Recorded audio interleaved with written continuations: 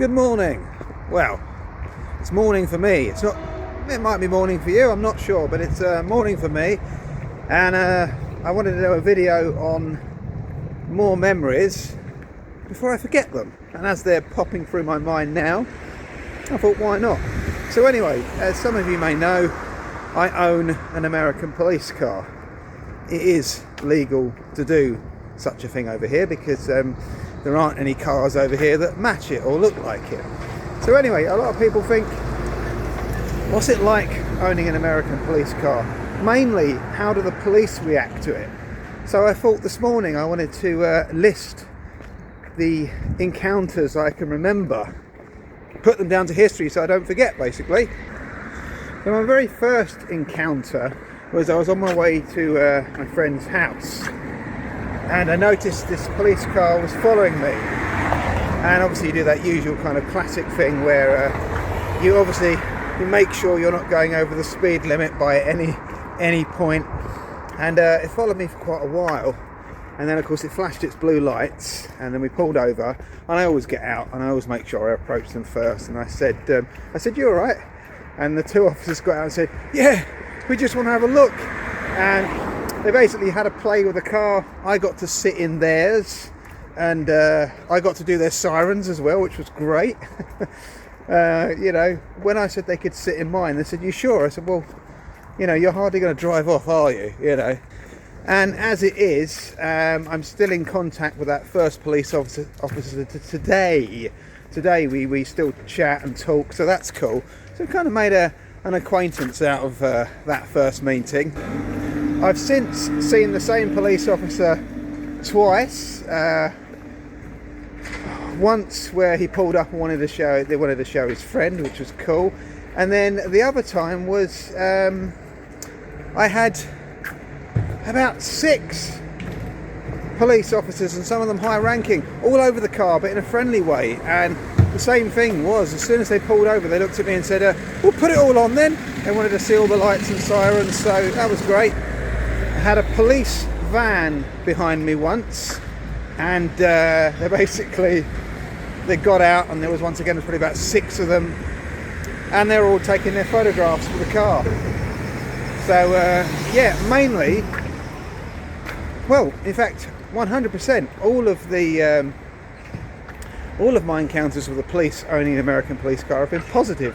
The only reason I hesitated there is because I waved at one policeman once, and he didn't even give me anything back. To which the other policeman, the first one I ever met, said to me he said, miserable sod. So that's the only negative response, was that I got nothing back. Which, in their defence, I'm playing, they're doing a real job, so I would have expected more of that kind of response. But no, it's been nothing but friendly. I took the car through central London, and I thought, oh no, what's going to go here? What's going to go on here? And anyway, as I'm at the lights, this big police SUV, Metropolitan Police SUV, is parked up alongside me. And he's looked at me and gone, I'm loving the car, fella. He said, you got the speed camera as well? He said, good luck to you. And off he drove. I've had the undercover police flash and let me go when it's not even my right of way, which has been brilliant. I've had the undercover police wave excitedly at me in their car.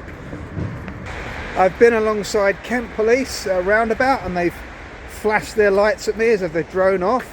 The best one was I was on somewhere on my way to Kent, and I was on a roundabout, and I had to brake quickly because this police car was on an emergency call.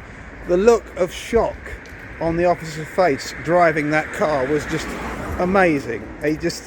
Absolute shock and bewilderment. That was great.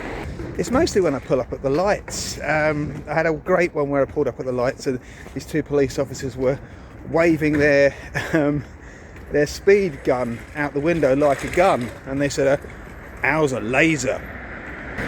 Because my speed gun is not laser, my speed gun is an older version that goes in the car and suits the era of it. The era is 2003, so it's still got old technology in there. So yes, I would describe all of my encounters with the UK police. They're like big kids.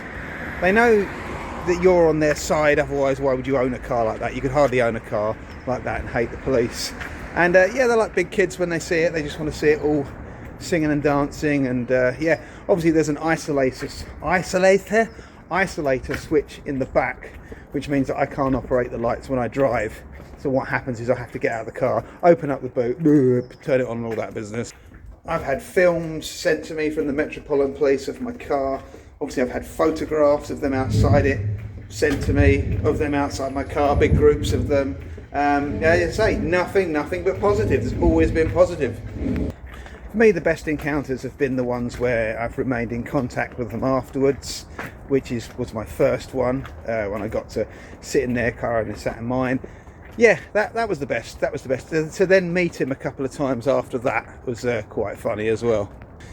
Ambulance crews are just as enthralled by it all. I've had, which I never knew, there's such a thing as a prisoner ambulance, which had a special kind of holding cell in the back. And yeah, they had photographs of the car. They loved it, obviously. You know, why would they not? But yeah, I never knew there was such a thing as a prisoner ambulance. So I got to learn that through that encounter. So I think that just about covers the experiences that I remember. I mean, most of them are usually just flashes of lights or little bibs, that kind of business. Obviously the most fun results are when they get out of the car and have a chat with you, and that happens quite a bit, but I think these are the major ones that I remember. I like the interactions because it's a bit like costume work and cosplay. Sometimes you go places where the public normally wouldn't go. I mean, as Boba Fett, I've been to an RAF base and I've been inside the cockpit of a Chinook, which apparently the public can't go. So, you know, that's great in that respect. You know, unless it's nefarious reasons or nefarious reasons, however you say that, not many people get to sit in a current police car of the time. So, you know, it's great to kind of have that experience as well, just to sit in the front seat and see how everything works. And to get a little play as well, you know. I've got friends who've actually been asked to stop the traffic for safety reasons using their car because they're available at the time. I've had friends that have had to help block motorways and things like that because there's not enough resources at the time. So it's great when you know, you own an ex-American police car, but it can be used for British work at the request of the officer at the time. So that's quite cool. That's never happened to me. The closest I've ever had to that is a friend of mine who's in the police. We had to call in a car that was dangerously blocking the road, so I parked on the other side of the road and lit it up with my spotlight as he called the police. So that's the closest I've ever got to actually helping the police with my car. So yeah, I think that's pretty much it really. That's the main memories of owning an American police car in Britain. It's great fun. Obviously you have to be sensible with it and not break the law and just treat it like any other car when you're driving. And that's it. Take care, look after yourselves and see you soon.